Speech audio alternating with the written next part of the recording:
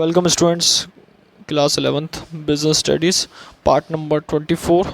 इस वीडियो में हम बात करेंगे चैप्टर नंबर सेकंड कंटिन्यू करते हैं। पार्टनरशिप के फीचर्स ऑफ पार्टनरशिप के बारे में हम डिस्कस करेंगे। Features of partnership part number 24 business studies.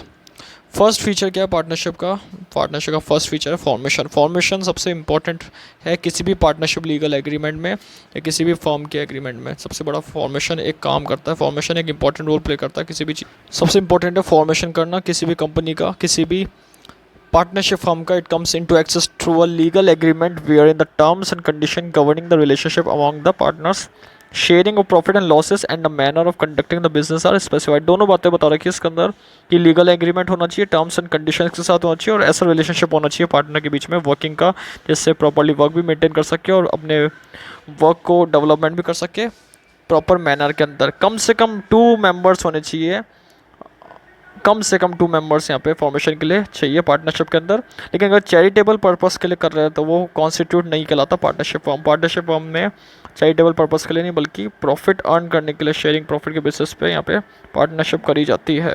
Important बता रखा है इस पॉइंट को। तो सबसे पहले पॉइंट है हमारा फॉर्मेशन के अंदर बेसिक इंक्लूडिंग करा जाता है।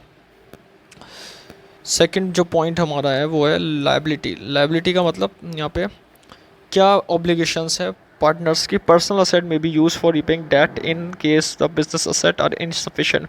यानी कि अनलिमिटेड लायबिलिटी नेचर है पार्टनर्स की, क्योंकि अपने जो पर्सनल असेट्स है उनको भी यहाँ पे सोल्ड करना पड़ेगा अगर डेट का जो पेमेंट हुआ नहीं। इस कारण से अगर मान लो बिजनेस असेट इनसफिशिएंट रहती है पेमेंट करने में, तो यहाँ पे पर्सनल असेट को यूज़ करके अपनी लायबिलिटी का पेमेंट करना पड़ेगा। The partners are jointly and individual liable for payment of dates.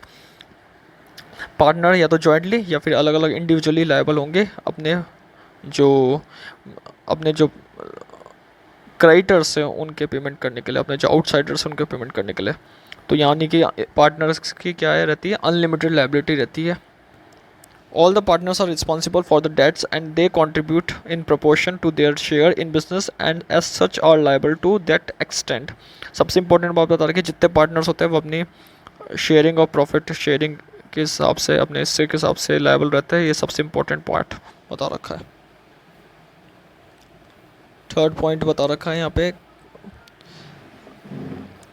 Risk bearing debt is a risk रहेगा यहाँ पे प्रोसेस है जिसके अंदर risk according to nature of और साइज ऑफ फर्म के अकॉर्डिंग होता है। बिजनेस अगर बड़ा नेचर का होगा पार्टनरशिप का तो फर्म का, तो यहाँ पे रिस्क बियरिंग भी बहुत ज़्यादा बड़ा रहेगा। अगर बिजनेस छोटा है तो रिस्क बेयरिंग प्रोसेस भी छोटा रहेगा। तो risk bearing process, the partner bear the risk involve in running business as a team.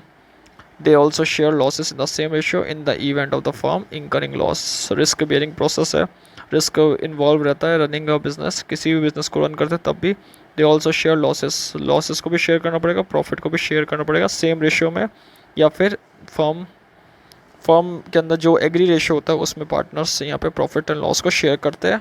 सबसे बड़ी बात इंपॉर्टेंट बता रखी है, इंकरिंग लॉसेस पे भी अगर लॉस होता है तो भी यहाँ पे पार्टनर को लॉस होने पे भी लॉस शेयर करना पड़ेगा। तो रिस्क रहता है, रिस्क में यानी कि अगर प्रॉफिट क्रिएट करना है तो रिस्क लेना पड़ेगा। पार्टनर्स जॉइंटली रिस्क लेते हैं जितने पार्टनर्स होते हैं अपनी फर्म के अंदर अपने बिजनेस एक्टिविटीज़ से रिगार्डिंग।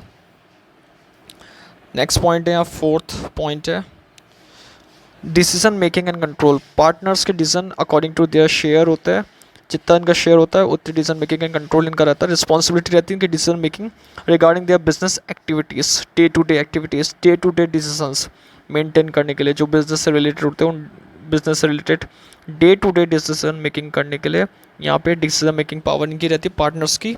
जितना इनका हिस्सा होता है उसके अकॉर्डिंग, जितना इनका शेयर होता है उसके according in the partnership firm.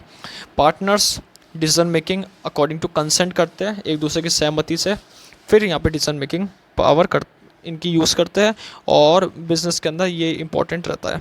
Control इनका प्रॉपर रहता है, प्रॉपरली कंट्रोल के साथ यहाँ पे बिजनेस करते हैं, डे टू डे एक्टिविटी करते हैं और इनकी एक्टिविटी जो रहती है वो जॉइंटली एफर्ट्स रहती है। जॉइंटली एफर्ट के साथ यहाँ पे डे टू एक्टिविटी करते हैं। जो बिजनेस डिसीजन होते हैं उन डिसीजन को ये जॉइंटली एफर्ट के साथ लेते हैं। और सबसे इंपॉर्टेंट बात पॉइंट बता रखा है कि बिजनेस एक्टिविटी के रिगार्डिंग जो भी डिसीजन मेकिंग करते हैं उसमें ऑब्जेक्टिव क्या रहता है, बिजनेस एक्टिविटी को प्रॉपर वे में डन करना, प्रॉपर मैनर में डन करना, सिस्टमेटिक मैनर में डन करना, ये इंपॉर्टेंस यहाँ पे पार्टनर्स रखते हैं। नेक्स्ट पॉइंट यहाँ पे बता रखा है fifth, continuity, very important point. Features of partnership में बता रहा है कंटिन्यूटी, नेचर बिजनेस का थोड़ी यहाँ पे कमी हो सकती है अगर दो पार्टनर है, एक पार्टनर यहाँ पे डिसकंटिन्यू हो जाता है किसी कारण से, उसकी या तो डेथ हो जाती है या वो इम्प्रिजनमेंट या कहीं और चल जाता है, तो उसमें उसकी कंटिन्यूटी अफेक्ट होती है। इंपॉर्टेंट पॉइंट बता रहा है partnership is characterised by a lack of continuity of business since the death, retirement, insolvency और insanity of any person can bring an end of business. किसी पर्सन की डेथ हो जाना, किसी पर्सन का रिटायरमेंट हो जाना, इंसॉल्वेंसी होना पार्टनर की, इंसैनिटी, अनसाउंड माइंड हो जाना, इस कारण से पार्टनरशिप का जो बिजनेस है वो एंड हो जाता है इस कारण से। तो ये पॉइंट बता रखा है कि कंटिन्यूटी नेचर इफेक्ट करता है अगर पार्टनर की डेथ हो जाती है या पार्टनर्स यहाँ से चल जाते हैं बिजनेस फॉर्म से जाने के बाद, ये कंटिन्यूटी अफेक्ट करता है। नेक्स्ट पॉइंट है मेंबरशिप।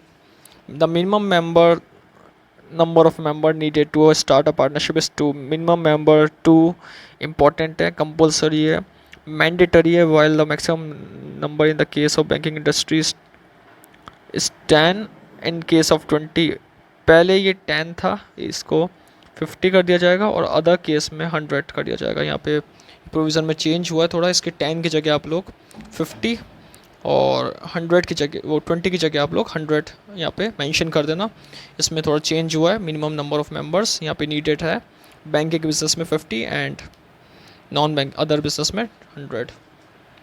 ये सबसे इम्पोर्टेंट पॉइंट कंसिडर कर रखा है। नेक्स्ट पॉइंट है यहाँ पे लास्ट जो है mutual agency, very important point. Mutual agency that means carried on by all, any of them acting for all.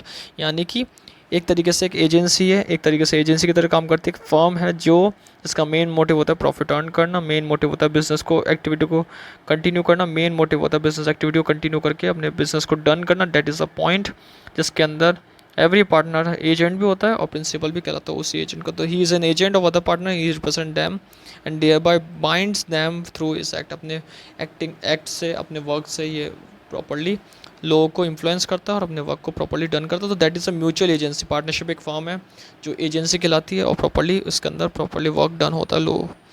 तो इंपॉर्टेंट पॉइंट बता दिया यहाँ पे कंसिडर करके, मेन जो इंपॉर्टेंट पॉइंट है वो हमने यहाँ पे कंसिडर करे, जिसके अंदर पार्टनरशिप की बेसिक फीचर्स बता रखे हैं।